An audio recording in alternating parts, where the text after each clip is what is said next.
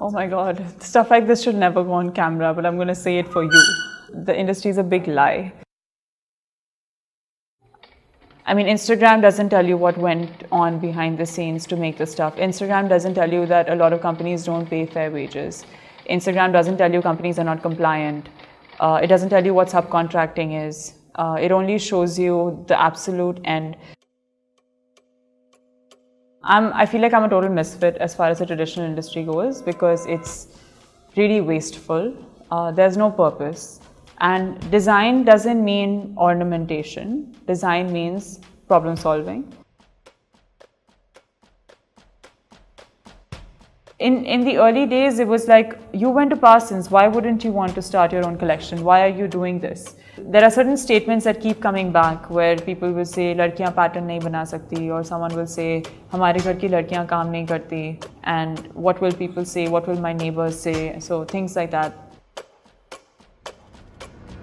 Even though I studied design in the US, my upbringing was very much ingrained in working in NGOs in Delhi. So I saw the problem way before I even went to study. So the moment the solution hit me at Parsons, I knew what I had to do. I couldn't unsee it. And then not doing it was on me. For me, it was not the difficult path. It was the only path. I didn't see any other way to find meaning in my life. One thing I heard on a daily basis was that you're wasting your time, you're wasting your money. People were just waiting on the bylines until I hired someone from the industry instead of the girls. And I was like, I am not going to do that. And we lost a lot of time, we lost a lot of money, but it was a non-negotiable. It made the struggle worthwhile.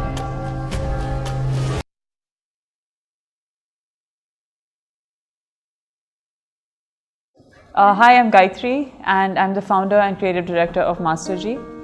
Masterg is a social enterprise. We have a design and skill development ecosystem. We train women in design, pattern making, and sewing, which are the cornerstones of the fashion industry.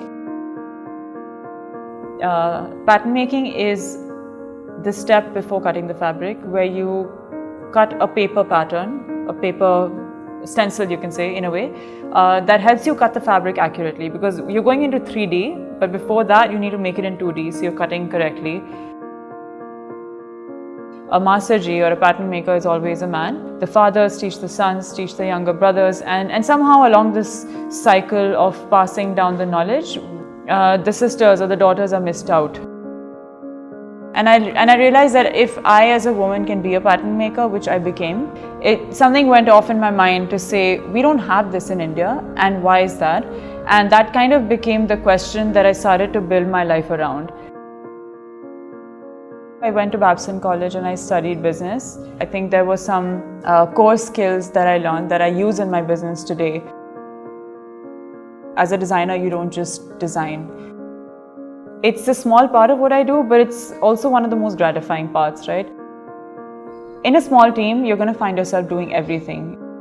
Right now, in a day, I would be at the studio. We're making samples right now for our new collections. I would be outside on the shop floor, just checking to see if what we designed is actually turning out the way we imagined. You have to source the fabric, you have to do lab tests to make sure the fabric is fine. There's marketing, sales. Yeah, I used to hate accounts actually, and I had to love it. Don't put that on camera. So Heimat is our women's wear, contemporary women's wear collection, which we are now looking to launch. Heimat is really a creation of that desire to create spaces, safe spaces where women can really express themselves and be who they want to be, and whatever that is. So when you look at the product, it's a culmination of all of those efforts and feelings and conversations.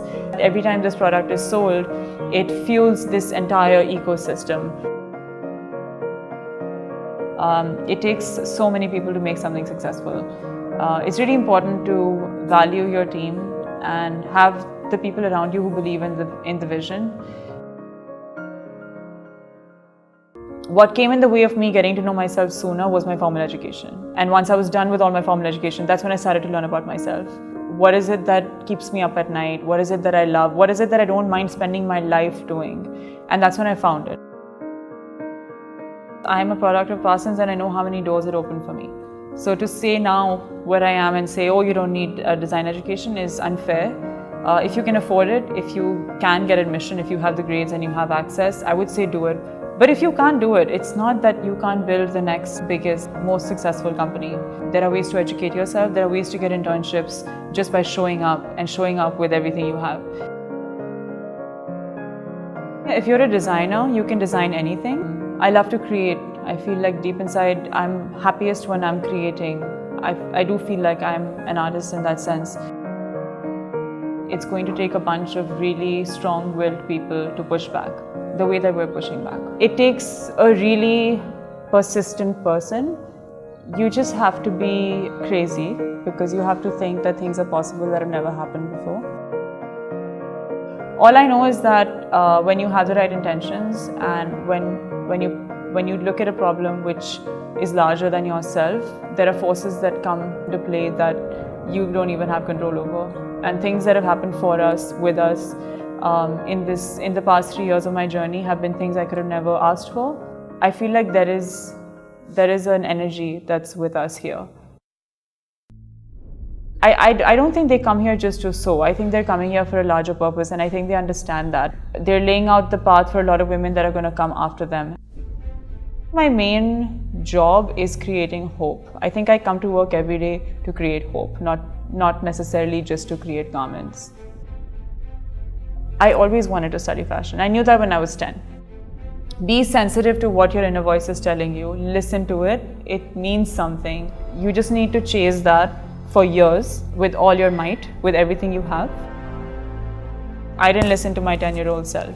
It doesn't mean I didn't find my path. I eventually got where I was supposed to be. I think you can find what you love and build a life around it.